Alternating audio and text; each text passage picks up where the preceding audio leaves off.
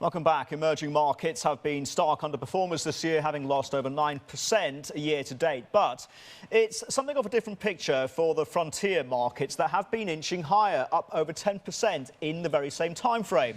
And Vietnam has been one of the best performing markets amongst the frontiers, up over 14% since the beginning of the year.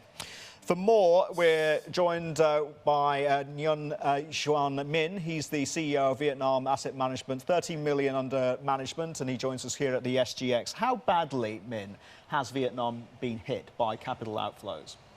Not much, actually. Vietnam is quite isolated from the region and the US markets as well. About 80% of the market is still represented by retail investors in Vietnam. So we have a few days that the market dropped a bit because of the ETF redemption from the US, but it's not very much. And the market is picking up again since. All right, good to know. Steve. In the last couple of years, the Vietnamese dong has obviously suffered from periodic devaluations. We've begun ourselves to start having a look at Vietnam again, both on currency and market views. But what is your expectation for the Vietnamese currency over the next 12 to 18 months? Do you think it's going to strengthen materially from here? Yeah, the fact is that in the past 20 months, the Vietnamese dong depreciated 1% only against the US. The currency is actually pegged against the US. So in fact, this year, for example, the dong is appreciated against other currency in Asia. And I expect that the Vietnamese dong is going to be very stable going forward. We're actually building up a lot of foreign reserve in the past couple of years. We almost triple our reserve. So that has been a very good base for the currency.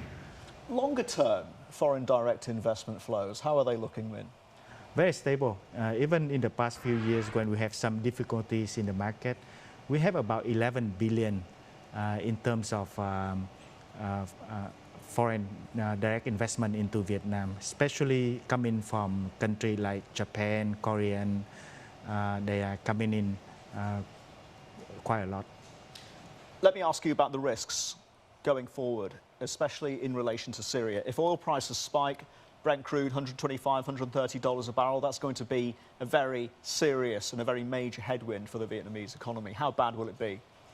Commodity is still a major factor in the CPI in Vietnam, so it could be a risk for the inflation.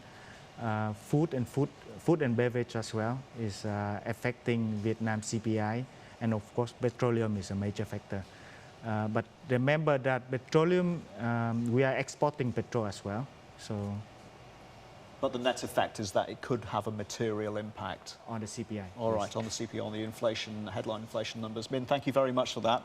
We have to leave it there. That's Nguyen Xuan Minh from Vietnam Asset Management. And our guest host, Stephen Davis, gets the final word in just a little while. Questions for him, email us at squawk@cnbcasia.com. We'll be back after this short break. Stay with us.